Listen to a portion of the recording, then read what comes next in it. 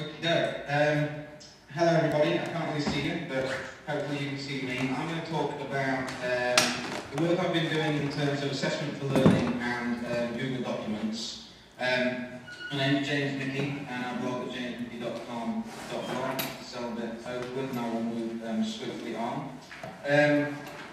So in terms of what I've been doing, I've been trying to use Google Docs to improve the way that I assess my students' work, particularly in terms of formative assessment, and trying to help encourage them to improve their work and develop their writing skills. Just for your sort of reference and background, I teach both English and media studies. This process has kind of evolved over time and began a couple of years ago, mainly through me sort of experimenting with Google Documents, trying it out, trying to get students to collaborate, to share their work, and I started to develop a practice around assessing their work, both live in lessons and also after they had submitted work and not really homework. The classroom sort of implementation and experimentation evolved into me sharing some of those experiences on my blog and via Twitter, and I started to read a little bit of the work that Tom Barrett and Oliver Quinlan had also been doing, using Google Docs in their primary classrooms. Then started through an MA module like about 6 months ago. Based inquiry, I also looked at Google Docs and to sort of validate research around what I was doing.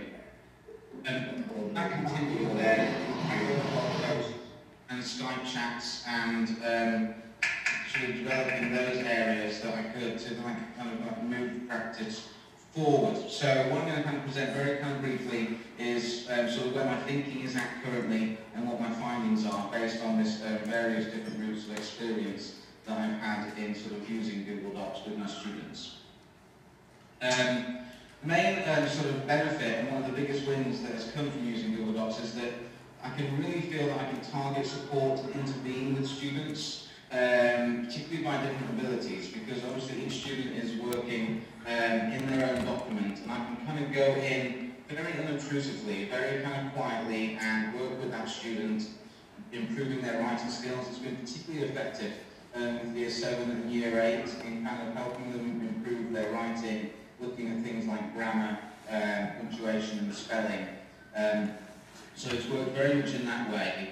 And to use the words of Tom Barrett, he describes it as a sort of live marking process or quiet monitoring.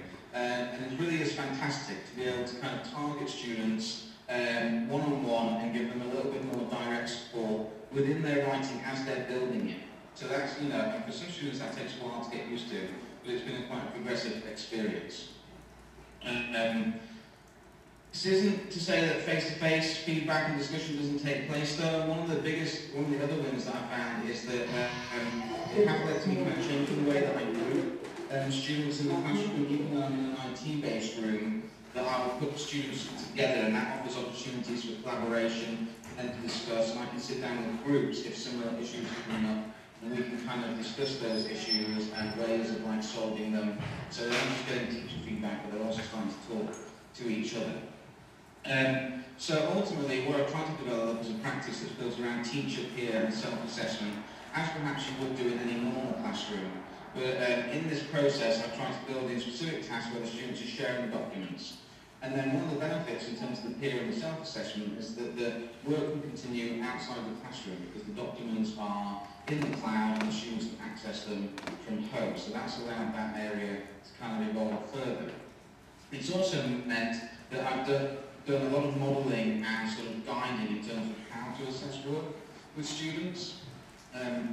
Having my own computer hooked up to the whiteboard, I've been able to very, very quickly share students' work that's been successful, and also pick out pointers and ways that students' work could be improved, and also then to involve other students in that process. So it's a very supportive environment that I feel is generated by sharing documents and collaborating with each other in this way.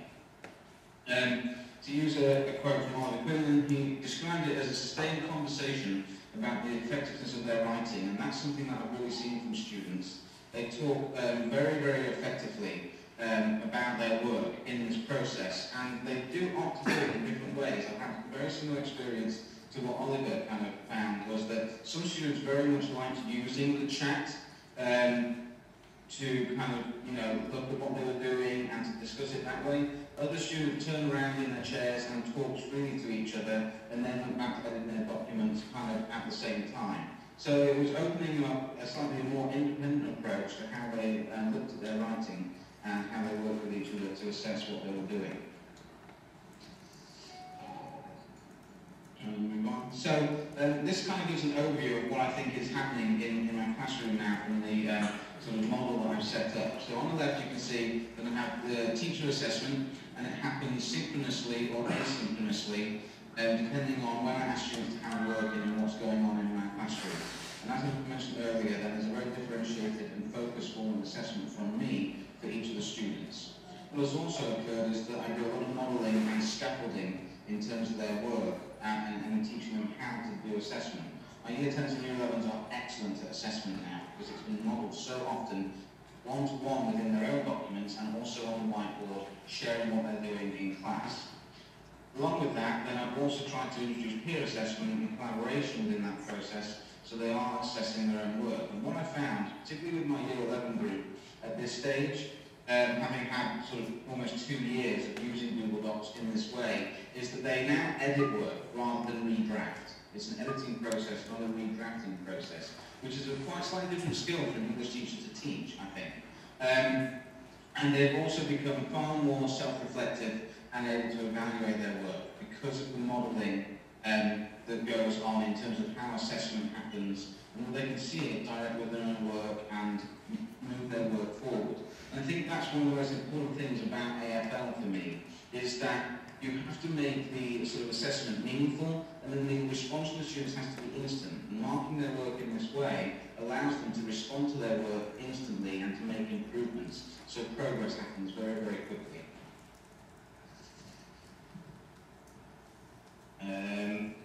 So it is a reflective and evaluative process. Just to round up, I think, that is the main thing. What I'm trying to achieve is a particular degree of metacognition from the students, and being able to get into their work directly one-on-one has kind of pushed that along in a direction that I didn't really see it happening before.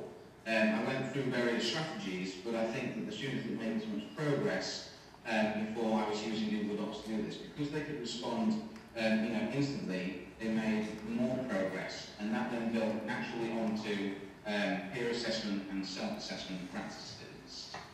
And here's just a couple of links. The slides are available on my blog if you want them. Search either Tom Barrett's or Oliver Quinlan's blog and you'll find lots of information on Google Docs and assessment, and the same online. I hope you found that useful and informative. Thank you very much. Good time. Yeah.